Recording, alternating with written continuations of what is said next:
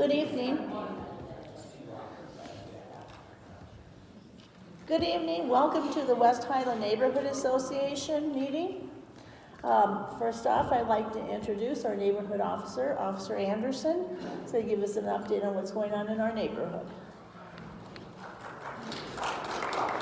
Thanks, Jackie. You're welcome. Hello to West Highlands, how are you? Nice, small, intimate group tonight. I did bring a copy of our property crimes maps, which I always bring.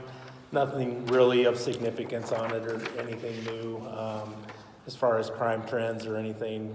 Just our same struggles: theft for motor vehicle, theft for motor vehicle, theft for motor vehicle. We won't talk about that. The more important thing that I brought tonight, and there's a pile of these on the table back there, porch pirates. We probably talked about this about a year ago. Online shipping, as we know, is the way of shopping these days. I think it's actually eclipsed brick and mortar shopping now.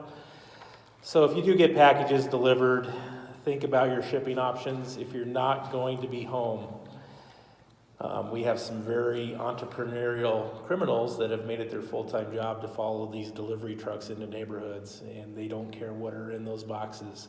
They just go up and take them off people's property, and it's very unfortunate.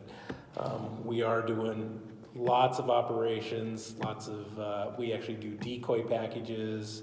We're working with some community members where we watch out their windows and stuff. So we've made some significant arrests. But think about your shipping options. Share this information with your families. Amazon does a really good job. They have those lockers all over town now where you can get a code to punch your number in.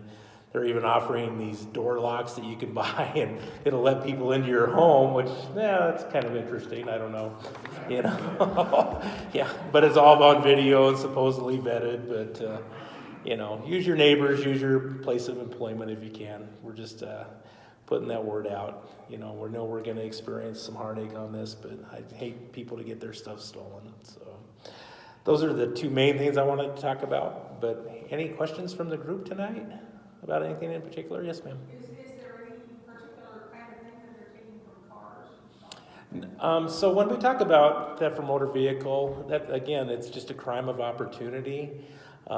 We have people that will go into an area and they'll just case the cars, they'll look in the windows. If they see anything in that car that looks like it could be somewhat valuable, they're going to break into that car. Whether it's a pile of clothing, and all it is a pile of clothing, but that clothing may be covering up like a laptop or shopping from the mall or whatever, especially when they see packages in there. That's where we see a lot of things. It's unbelievable how much stuff gets stolen out of cars, and it's just real unfortunate. We just beg people, please take items out of your car. Take the time. Yes, sir.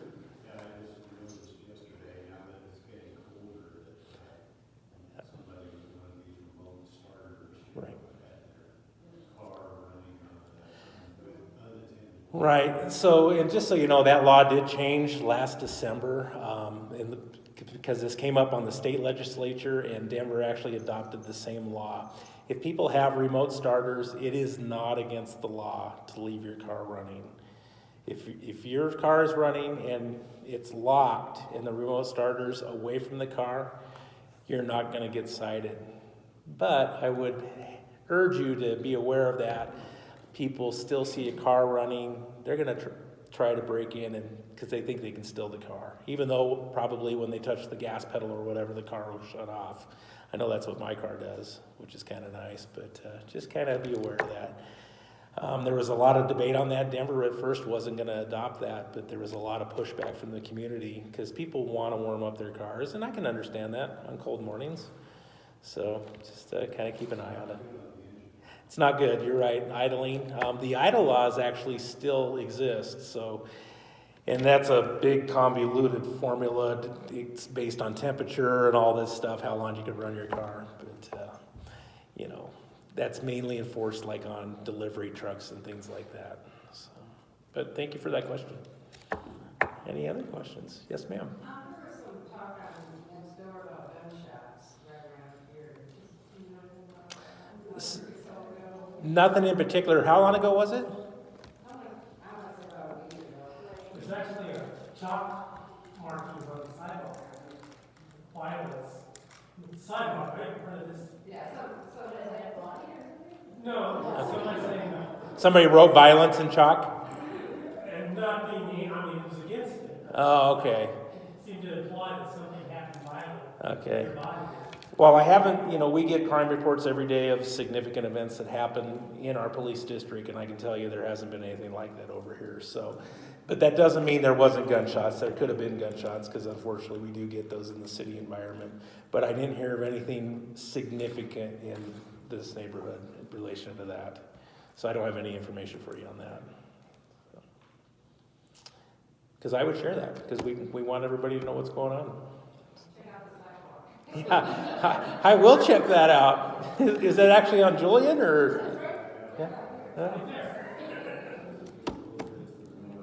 Interesting. Are you Yes, aware Marie. of any pedestrians or bikers being hurt recently in our area? Not particularly in this area. However, we do get way too many of those. The problem that we have most is along the federal corridor. Especially with pedestrians. We have a lot of pedestrians thinking that they can just cross federal wherever they want and that they're going to beat this traffic that we know is going way too fast. Especially down there in the Federal and Colfax area. South of Colfax, 14th, 13th, we've had some fatals and some almost fatals there. And it's just a shame. We're partnered with Vision Zero. It's a collaborative program, State of Colorado, Bike Colorado, pedestrian safety, all kinds of entities. So we have actually presentations that we do to the community, and we talk about those things. And we talk about being aware of your surroundings, not having your head in your cell phone, not having your earbuds in, bicycles, paying attention to bicycle laws because they have to follow the laws that vehicles follow, and we all see that that doesn't happen. So it's an education thing, and we want to educate people without them getting hurt first. So that's an ongoing effort. So. Anything else? All right. Good questions. Thank you. Appreciate it. Thank you, officer.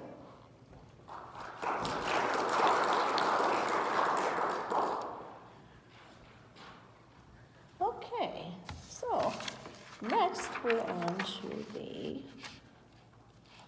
the Denver Right Blueprint Denver map review.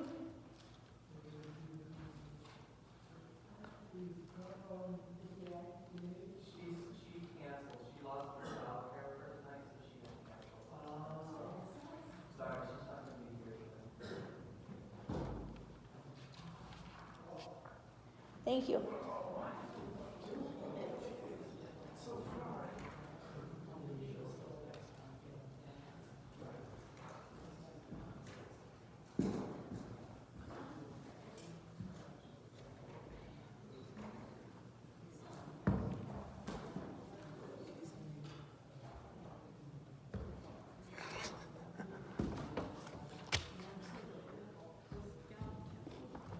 Last month, if you were at the meeting here, I mentioned a little bit about the Denver Right Blueprint Denver map that the city showed at a meeting a month or two prior to that. We're going to go into that a little farther. But first I wanted to just show you this map. This in red is West Highlands boundary. This is 32nd Lowell, which is an embedded business district. And this is Federal up here, 38th up here, Federal here, 29th Avenue down here. That's it on that. This is a map of what we were talking about last month. West Highlands is inside the blue area. And what the concerns are is the cities come up with, we went over the map, and there's 6 or more items that we feel really shouldn't be on there.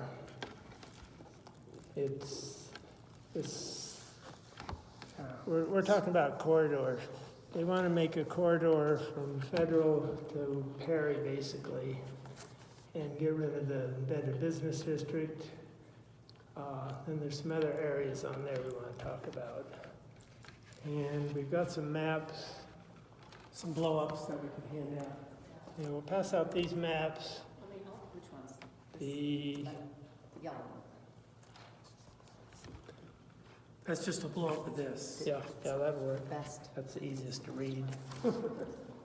That'll give you a guide a little bit about what we're going to be talking about, which is all inside the West Highlands boundary there.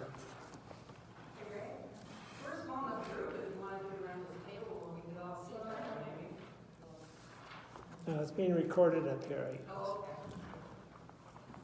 I think it'll work with the maps, so you can follow it easier.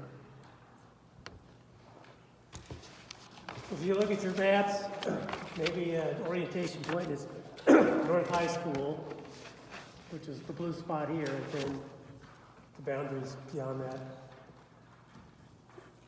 of West Highlands, pretty evident.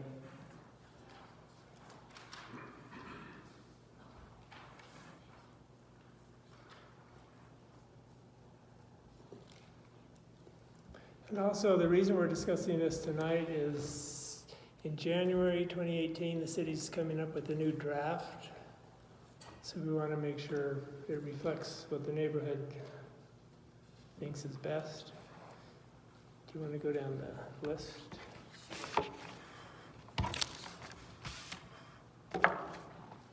Okay, so we're just going to walk through the specific changes that we think, that we're concerned a little bit about. And if you'll follow along, so right now the Denver Right Project has identified these areas for character change in the most recent map.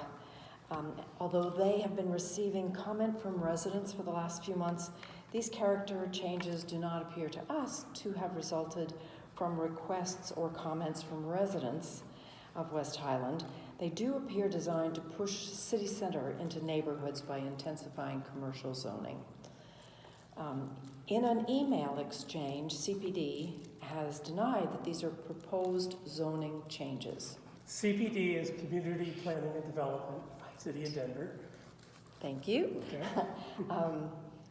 So they are not saying these are proposed zoning changes, but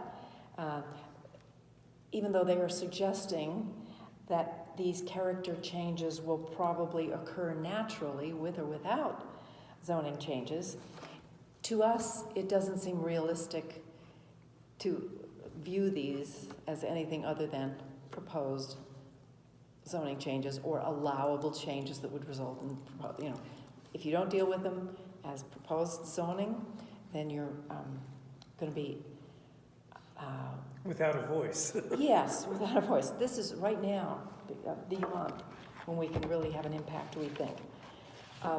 We feel that the CPD assumptions are simply incorrect in some cases and generally undesirable for our neighborhood and the others we'll mention.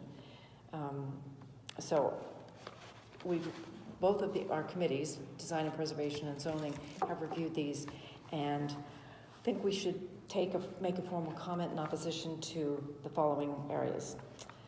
So first is Area Northwest 32, NW 32, which appears in a little box, and it is on the Spear Boulevard gateway to the neighborhood. This area is currently zoned residential and is used as residential.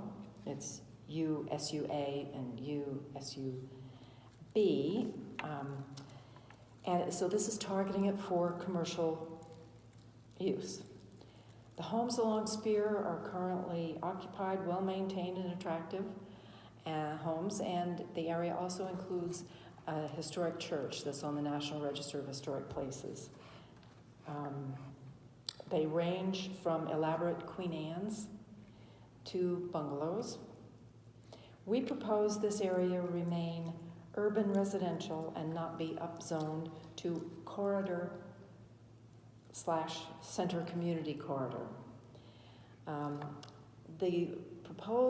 The map there would continue that corridor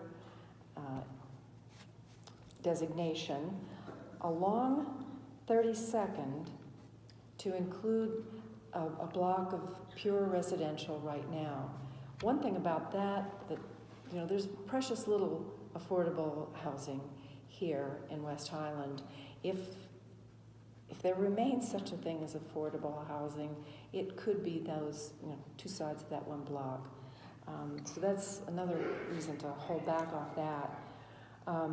So the areas in your handouts that are outlined in red, that is what they're talking about of areas of character change, was the euphemism that community planning is using. So would they change that area that, Marilyn, that you just described, along 32nd, that's primarily residential there, you cited as potential affordable housing, they would change that to that corridor? Yes, a commercial corridor. You can think of it as a commercial corridor. And exactly what that would look like is hard to say. It's not like we necessarily would see all of those buildings destroyed and something else go up. But that could happen. But it could also be that just the uses would change, which would have a pretty dramatic effect on what you see when you enter West Highland. Now,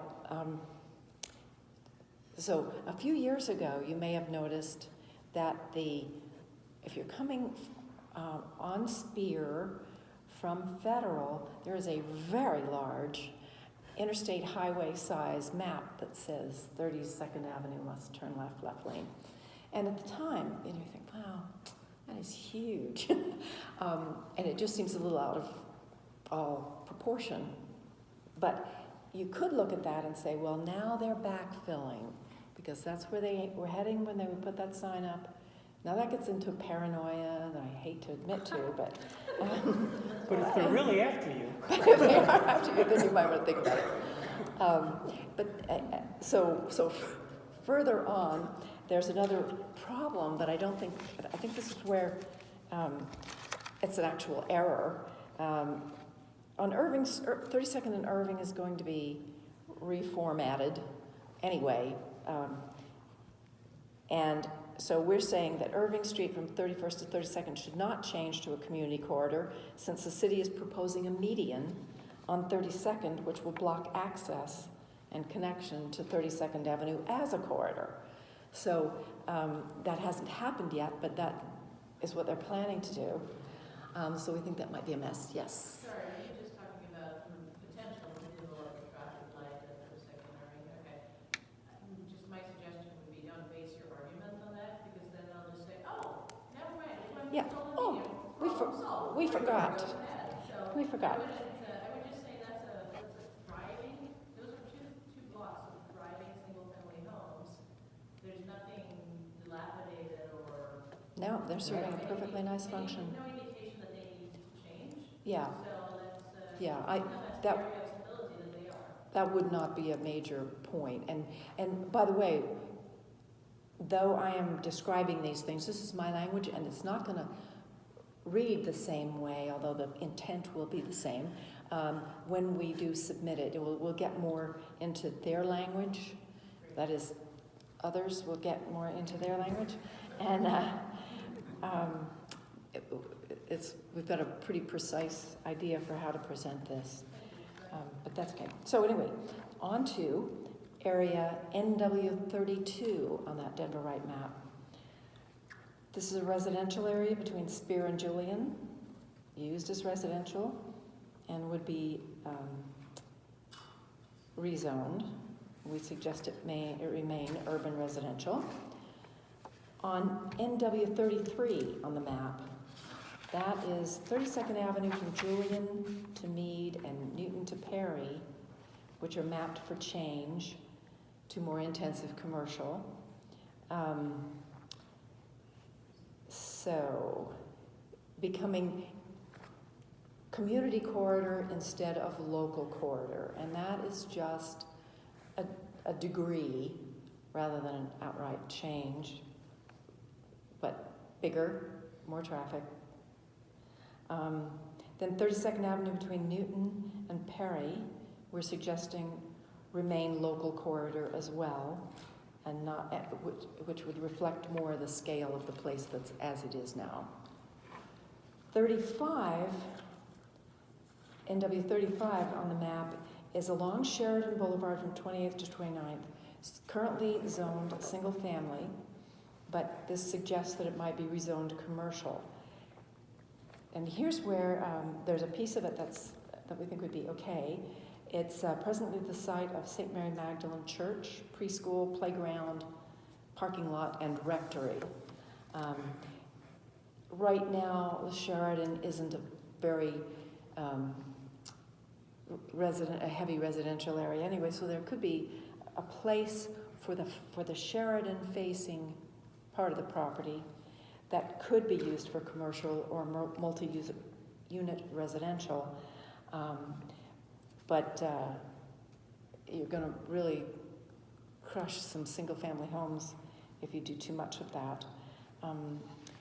Zenobia Street to Sheridan Boulevard, we are suggesting that the Zenobia Street to Sheridan Boulevard, approximately 28th to 29th, should remain urban residential. So, but yes, some of Sheridan maybe. So here's where there's a real interesting problem. NW 34 is an area bounded by 36th and 37th, Tennyson to Utica, within the Elitch's PUD. There's no reason to think that this area's character is likely to change, given that it is fully built out recently as a residential, and that's how it's being used. So this change would be an intrusion of commercial area into commercial activity into a quiet residential street. That could be one where they just dropped something. Because, yeah, so, oh, let's put it over there. I mean, that one is truly puzzling. So we're saying, no, that should remain residential and not corridor center. Tennyson Street from 35th to 38th is an area of mixed residential and commercial, and it's identified for change to community corridor, but we say it should remain local corridor. That's all it's really going to be able to handle. Area NW 31, 38th Avenue from Federal Boulevard to Sheridan Boulevard has been mapped for community corridor, which is an up zone. We say it should stay local corridor, as are similarly functioning corridors from Federal to Tejon, and on Federal from 39th to 47th, and 44th from Federal to Tejon. It seems kind of unreasonable that 38th has been marked for such a different level of activity. So those are the ones that we we think deserve a rethink. And specifically, if you're, I have to discuss a little bit, if you guys are feeling the same concerns that we do, we would take our concerns to Representative Councilman Espinoza and ask that he contacts CPD on our behalf, reflecting the specific changes we're looking for, and that we would also send a letter on behalf of Whna to the Community Planning and Development Office. So, we're here to answer any questions such as we can. It's not our map, but what our objections are about. If you have anything you'd like to talk about, this is the time. Yes, Jamie. Confused about the use of the word corridor. I don't quite know then we're also further delineating it to local versus what was the other word? Community and regional. Community. So do you have any more information about these terms? The terms are evolving, but Ray's talked to. Yeah, on the, if you look at the legend on this, I asked the guy in CPD about this, and he said that his response was, the map does not reflect current or future zoning designations. And if you look on the legend, it shows future, different future things. I do have I've got one printout of what he sent me as the definitions. They've got local corridors, community corridors, and regional corridors. And what it is that it's starting at the local level and increasing to more of a Colorado Boulevard, basically, I would say is the high-end one. But what they're... I've got a copy, I'll just... You can have it? That's how CPD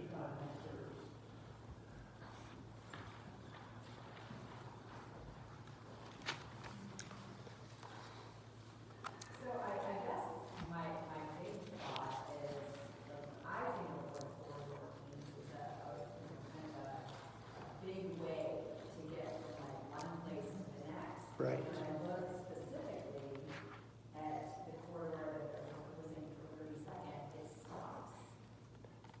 Right. Like, what sense does that? Right, that's why we're saying it would be best to get rid of that from Federal all the way to Julian Street.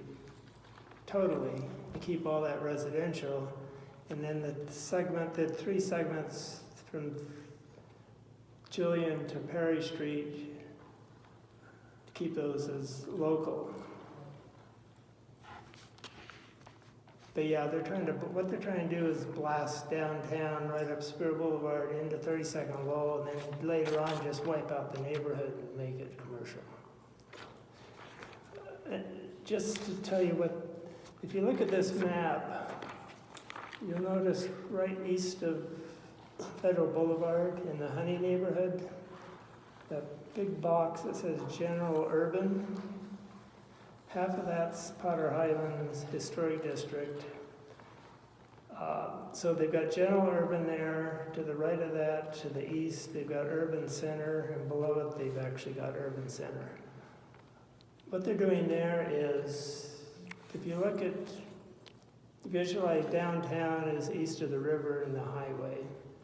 And what's happened since 2010 and a little earlier is the lower part of Honey's been developed from the highway to basically Tejon. They're and a little bit west of there, but they're out of land there for any more commercial.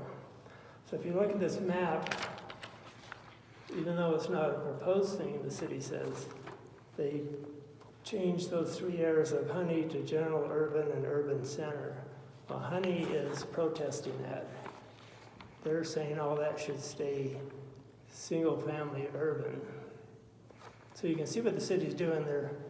That was kind of a start to push New York City in northwest Denver. And first, they were trying to do it on Honey, and if they got that through, I know they would start pushing it in West Highlands, Berkeley, Sunnyside. So yeah, so making the corridor from Federal to Julian on Spear is kind of the beginning. Yes? Well, the strange thing is that general urban that you're talking about, which is east of Federal, between 32nd and 38th, that almost exactly matches the Potter Island Historic District. It's about half of that is exactly that. It seems interesting that you're proposing some form of change. But actually, you'll notice there's no red line around there. They very consciously avoided the historic district. But Honey's protesting those 3 areas to stay single-family residential. Jerry? I see right east of the park where the library is, they've got that commercial, and they just completed residential units there. So why would they make that commercial? Same guy that did the PUD Did that maybe? That's a real mystery. Yeah, because on that red mark on the legend says from residential area to corridor center. So yeah, they're trying to push more heavy commercial. Yeah, location of discontinued residential. Right. Well, you're exactly right. That's the one where we think they knocked over the ink bottle or something. That really doesn't make sense. Same as the Elitch's one. It's like, I mean, this one is 2 years, less than 2 years that those townhouses went in. So, yeah. Trevor? So just one thought, from a strategy standpoint, if Denver had to encompass some percentage of area across the whole city to be area change, should we throw them a bone and try to identify other areas that should be marked as a corridor instead, with the idea that, hey, ultimately federals should be the corridor. I don't know if, I think of, well, across from the park, Northwest School Park, or Triangle, I guess there's the school and the church. I'm just trying to think if those classifications would be considered corridor. I'm just, if we're gonna possibly have any sway, and hey, don't take Spear into our 30 seconds, let's direct on, hey, we should be looking at federal law or something. Which would be a northbound, you know, come up from downtown, you head north. I'm sure that they want it to go as spiderwebby as possible. You know, what about the westbound folks, you know, sprinting out? I don't know that there's any thing that we can gain by throwing them a bone. Anybody? I don't think they're going to listen to, Tell them where to look. you know, if yeah. Marie? Kind of a related comment, when I was talking to Eddie about that earlier, because we live close to Sheridan. To me, Sheridan always seems to be the street that Denver planners forgot, because it's right at the edge of what is Denver. So it's kind of like, oh, I don't have to do anything up there, because that's practically useless. And when you drive down there, or happen to maybe try to walk along Sheridan, you'll notice that it seems to me anyway, that much of the front yards have been lost over the years to widening for cars. There is no safe space to walk. Now, I don't want to speak for any resident who lives in a home that fronts towards Sheridan, but what I can visibly observe is it looks like they built tall fences and they're trying to shield themselves from the street anyway. So maybe those homes there aren't really thriving as homes, and if they felt that way, would it be appropriate to direct more intense uses to a road that can handle a lot of traffic? Basically, would it be okay to suggest that those areas would be better for redevelopment, because if they were redeveloped, then you could include things like, let's say, pedestrian place to walk.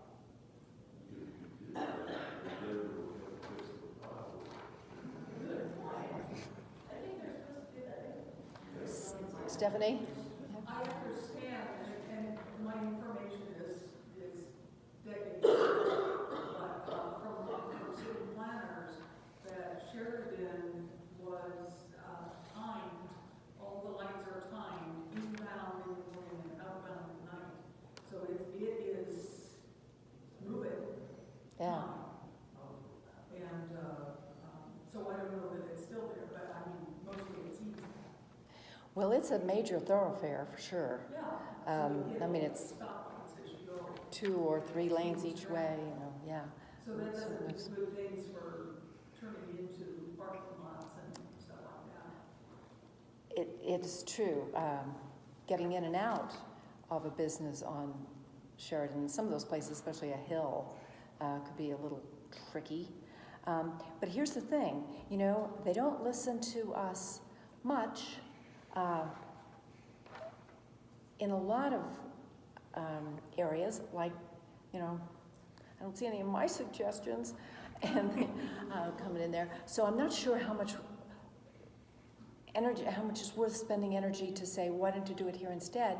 Because I don't think that they will listen to that any more than they may listen to our objections on here. But if you at least raise your hand and say, I think you've missed it here, you may have done everything you can. If they want to come back and talk to us about specifics, or if there seems to be any interest in that at all, that would be great.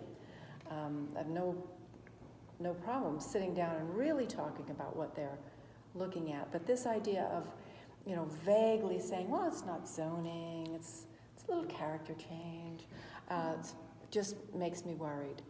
And Jamie, did you have a question? I think you got on the nose. I just got a question. How did Tennyson skirt this process? I mean, I see some painted Tennyson, but I don't see any. Maybe there's no Disney change. Disney's already changed. Well, Tennyson Street, I guess. I don't know why they put all those red lines on there, because the legend says those red lines is from residential area to commercial center. It's already commercial center. Actually, if you look at,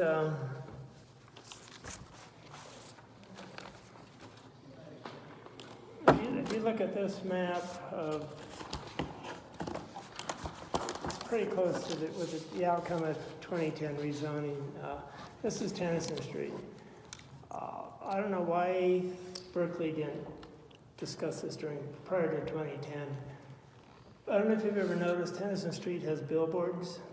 Tennyson Street has always been zoned the same as Colfax, Santa Fe, Colorado Boulevard, really intense zoning. And it's always been that way, and with the rewrite of 2010, apparently no one in that neighborhood is paying attention because it stayed that way. So on this map,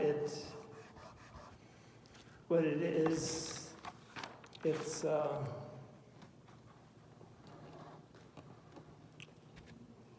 the changing from residential area to corridor center, which it already is, and it's also marked as community corridor, not local.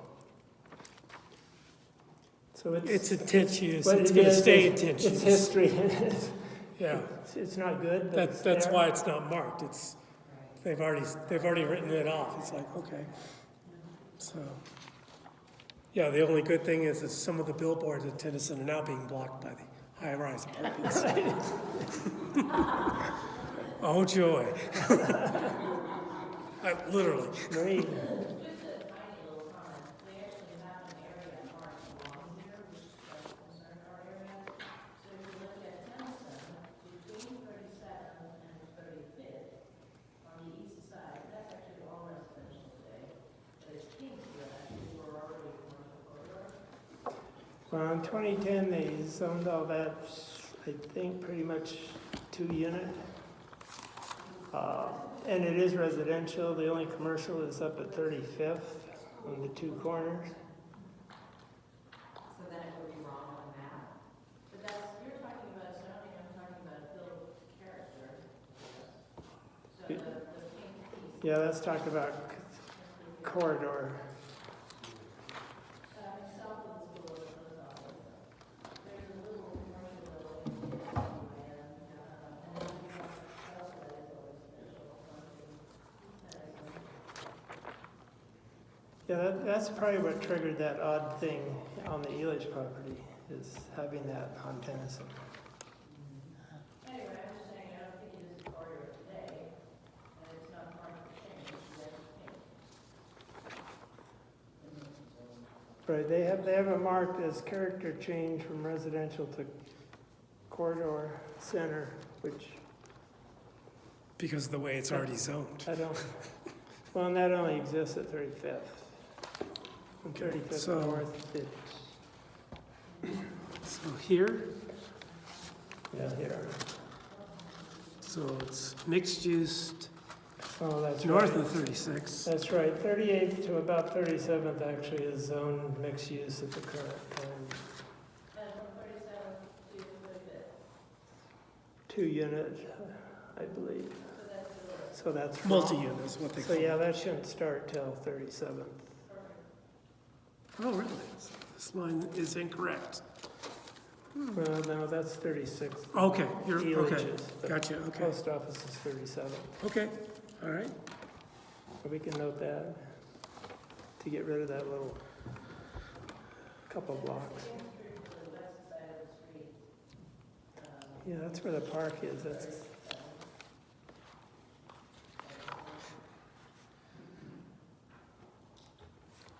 So, basically our ask here is Yeah, the we'd west. like to write a letter to Raphael and say, please remove these red lines. That's the ask. So do you want someone to propose a motion? Ideally, that would be nice. If that's the will of the group. I mean, we're,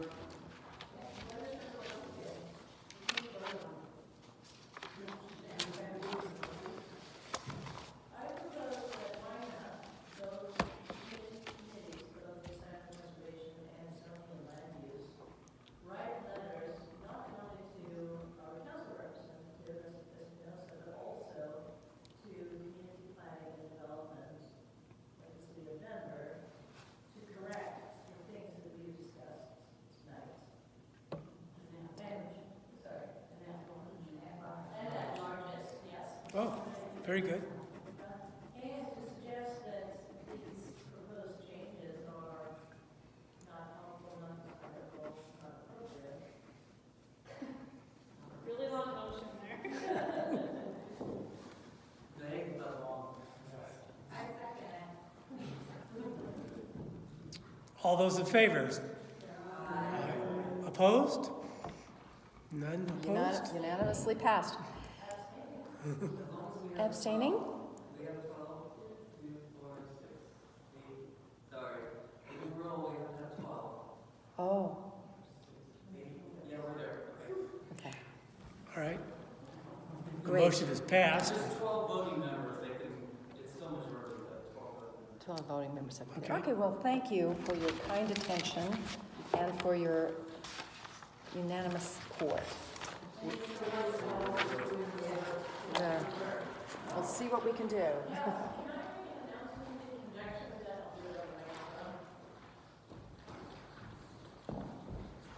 So there is a page on the city's website, and you will find it if you Google Denver Right with just one R and maybe the city of Denver in one query.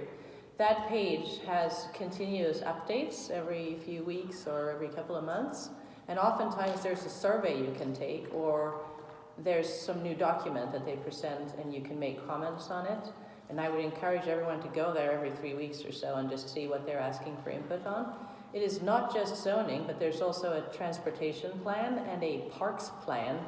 So if you have any thoughts about how our parks should look like in the future, for instance, or transportation, make sure you weigh in, because the city will use this process later to say, oh, we had so much outreach and we had over 5,000 comments and everyone had a chance to say, and if we didn't, then we lost that opportunity and the city can just move forward. So, Denver Right, Google it. Thank you. So also with individual letters, besides, neighborhood people, Well, but they're gonna come out with a new map in January of 2018. So same for that. we wait and see if they listen to us. It's on the map. And you can always weigh in when they're asking for, And we'll recycle, reuse any maps that you're not taking, you don't need, you want to keep. Just put them on the center and we'll hang them up. Okay, do we have now it's time for open floor for non-agenda items. Does anyone have anything? Please come up.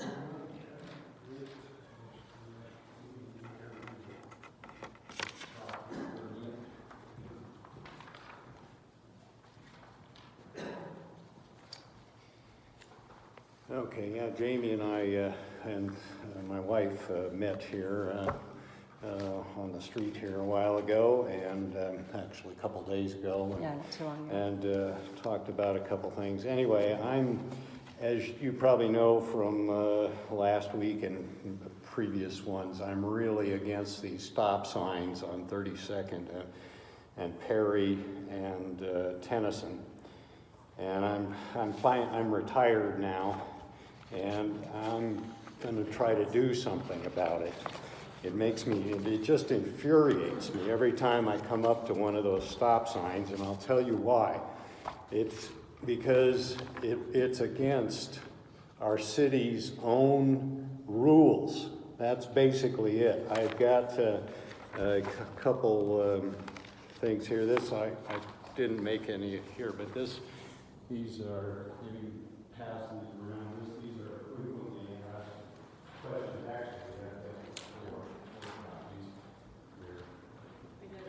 Anyway, this is on our... Introduce yourself. Okay, I'm Roger Oram. I live 32nd in Newton. Anyway, that comes from the city's own website. And you look through these things here. Can I request a new traffic signal? And there's about one thing under here that I wonder about. All the other ones, I think the stop signs are illegal compared to their own website here. It says are there so many cars on both streets that signal controls are necessary to clear up confusion or relieve congestion? And is the traffic on the main street so heavy that drivers on the side street will try to cross when it is unsafe? These are reasons for a stop light, not stop signs. And the only other thing here, it says, are there so many school children trying to cross the street at the same time they need special controls for their protection? I don't know. Parents drive their kids to school all the time. I'm not sure. I guess I could stand there in the morning and see if that's a problem with these stop signs that are there at Perry and 32nd. And maybe Jamie can enlighten us on that. I don't know. But anyway, there's also another, they refer at the bottom of this thing, they say, that through ordinance of the City and County of Denver has adopted the use of the MUTCD, which is the Manual on Uniform Traffic Control Devices. And there's a whole manual that I looked at. And I'll just read you one key thing here. It says in this manual, yield or stop signs should not be used for speed control. And that's what these stop signs were adopted for, is speed control. If we want to control the speed on 32nd Avenue, it should be reduced from 30 to maybe 25. That's what I would suggest. But to try, all it does is back up traffic in our neighborhood. And I would bet, I have been trying for months to get in touch with people in the traffic department. I can tell you, they're just unresponsive. They will, I can talk to the lowest rung guy, Josh Jones. That's it. He says, well, you can, run a traffic survey or whatever. That's what they said. Well, I'm looking for documentation on how these were adopted in the first place. And I'll tell you, those were put in here with Susan Shepard, and they were put in here for those business owners down on 32nd. I live here, and I like to have traffic move. I go through those areas, and people, when they come up to these stop signs, they don't go around in a circle to let one car go at a time. I and everybody else goes through in the same direction at the same time because that's the way you can do it most efficiently. But that's not the law. So anyway, I just would like to say I'm going to start. I'm trying to get information. I want Rafael Espinoza to try to get the doors open for me at the traffic department so that I can start doing research on this. I have not been able to do the research I need to do to try to stop this, because I can tell you I think it should be changed right now without anything else other than what these rules contain right here, and you can read them yourself. So anyway, that's what I have to say about this, and I know Jamie's got something. I hope she is, I don't think she's as angry about this as I am, but anyway, she's got another concern along 32nd Avenue, and I do think that at least reducing the speed between Spear and Perry to 25 miles an hour wouldn't be out of line given our current situation here in the neighborhood. Sorry, thanks. No, it was interesting how things kind of come together sometimes. Talking about the corridors tonight, me running into Stephanie and Roger the other morning. We've lived in our home. My name's Jamie Chesser. We've lived in our home on Osceola for about 11 years. And we've certainly seen the uptick in traffic along 32nd Avenue.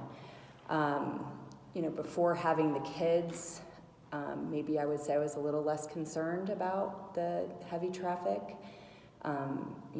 Feeling that I'm an adult and I could take care of myself. But now things have changed a little bit, right in that Perry, Osceola, and Newton area. Several things have happened. So first, like Roger indicates, several years ago, and I think they did hang a sign at these lights at Tennyson and Perry to weigh in as to whether or not you would want the light to go away and have a four-way stop replace it. I don't know exactly how that shook out, but they did decide to replace them. But so those were changed from lights to stop signs, and he's right. It's crazy how people roll through them. It's crazy how people go at the same time. There's tons of pedestrians there. It's really super dangerous. So that's changed. We've also seen a change in the number of businesses. There's way more businesses in that area, with Blue Pan and the number of people they get. Now F&G on the corner, Solitaire. I mean, just the number of patrons that are going to these places is increasing. So you have definitely more pedestrians. And then you have the church and you have the school. And that's been something that's changed over the last few years. So Nina Bees is now in the United Methodist Church there. Not to mention all of the amazing work Brad has done in that church to bring Swallow Hill music there.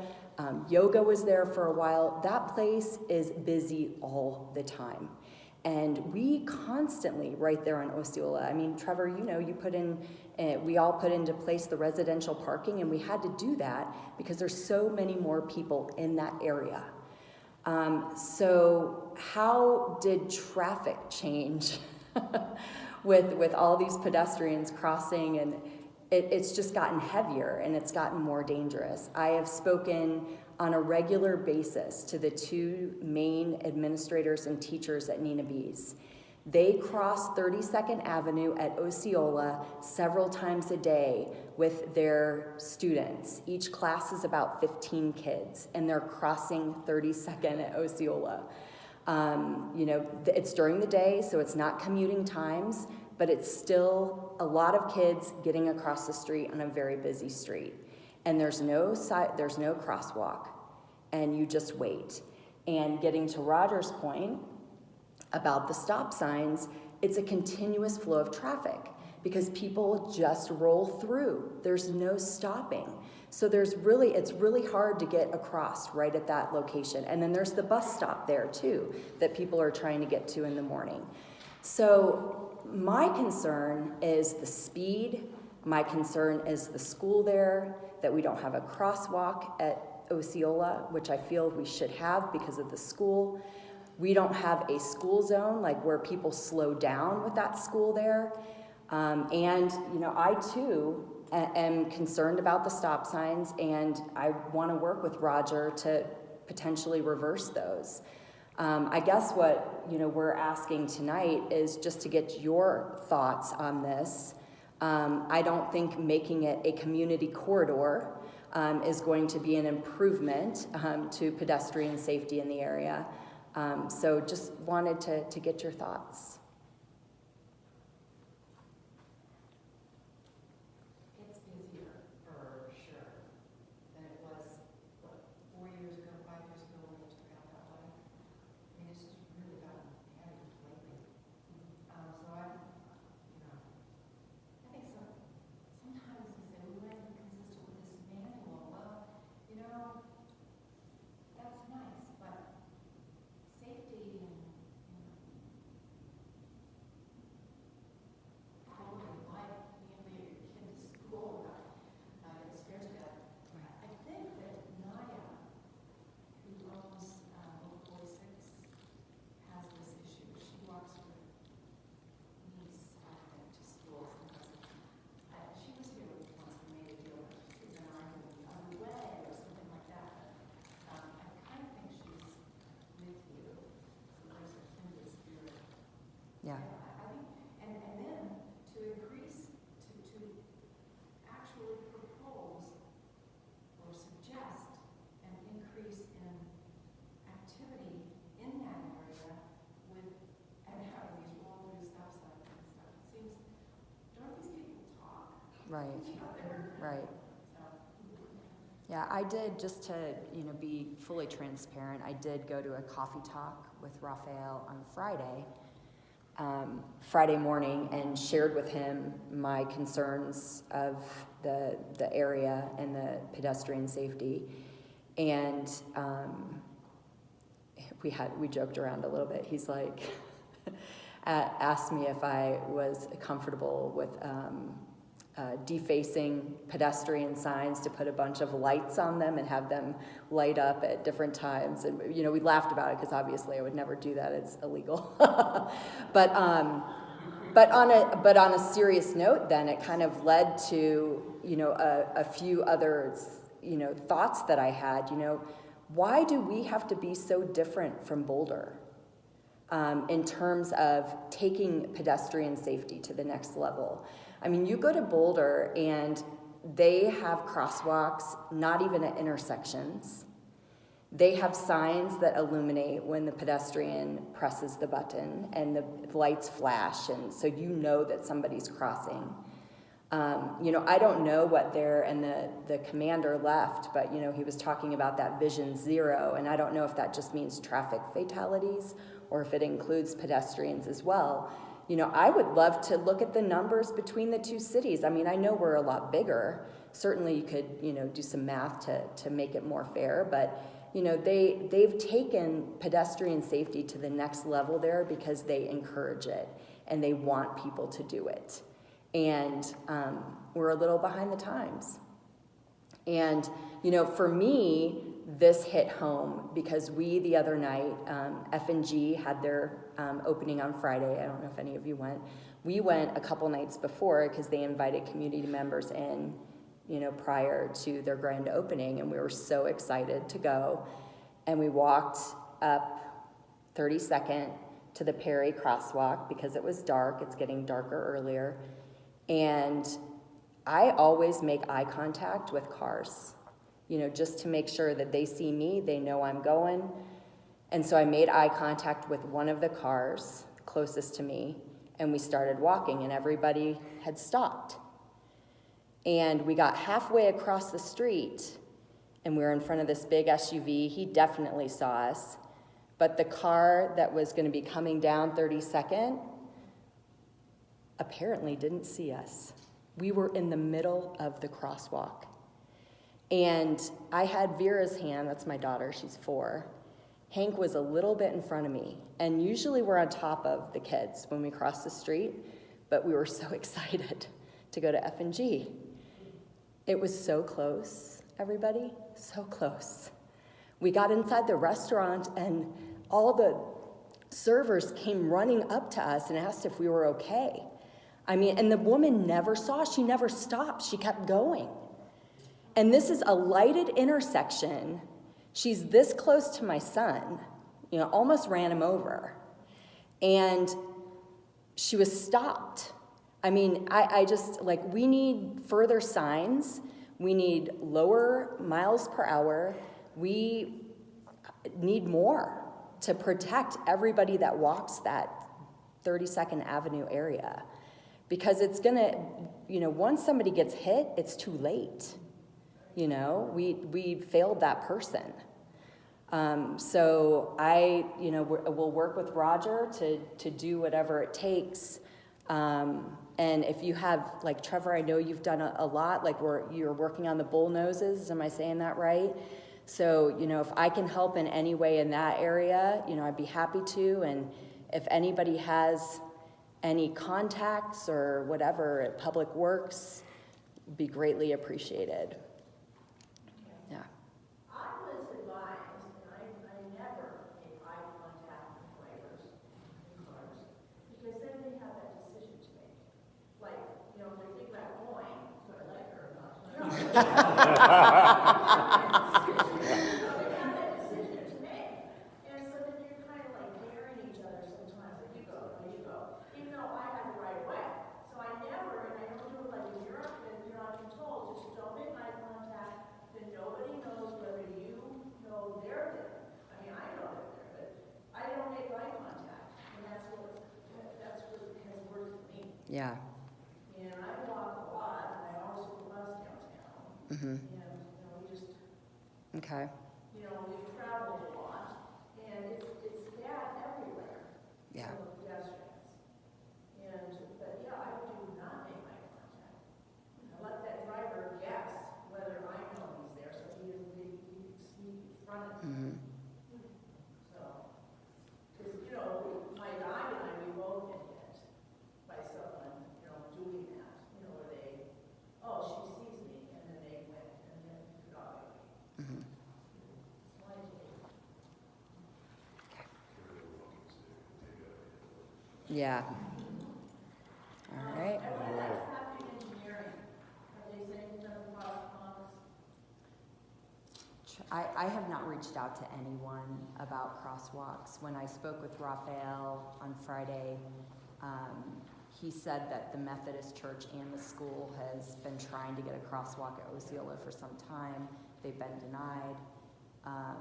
He did say that, because then I said, well, could we maybe just start gathering some data? Because I know at one point in time they had to strip the wire across 32nd Avenue to catch speed limit data. So he said that he could set that up again. You know, just to know how fast people are going to potentially reduce that miles per hour by 5, 10, you know, whatever. And I was also told to call 311 because they have to record every one of those calls. Mm-hmm. And then they can keep a record of how many calls are coming in on a specific intersection. Okay, And, so I should call every day. yeah, or get your neighbors to call every day. Yeah, okay. And because they do keep recording of all those.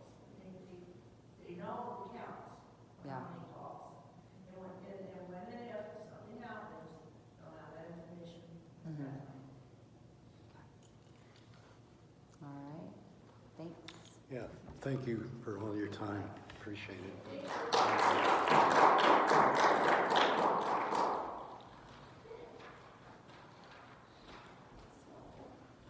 Anyone else?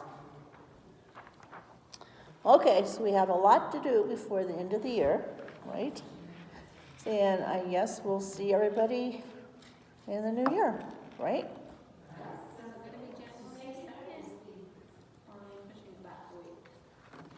Trevor? January 2nd, or we're gonna push it back a week? Oh, geez, yeah, let's push that one back. Will you be awake by then? Oh, yeah. Yeah, let's do the 9th then. Okay, The next meeting will be Tuesday, January 9th. 2018. Okay, thanks, everyone. My 25th wedding anniversary, so Oh, no. oh no. How can that be? 25th? Yeah. No.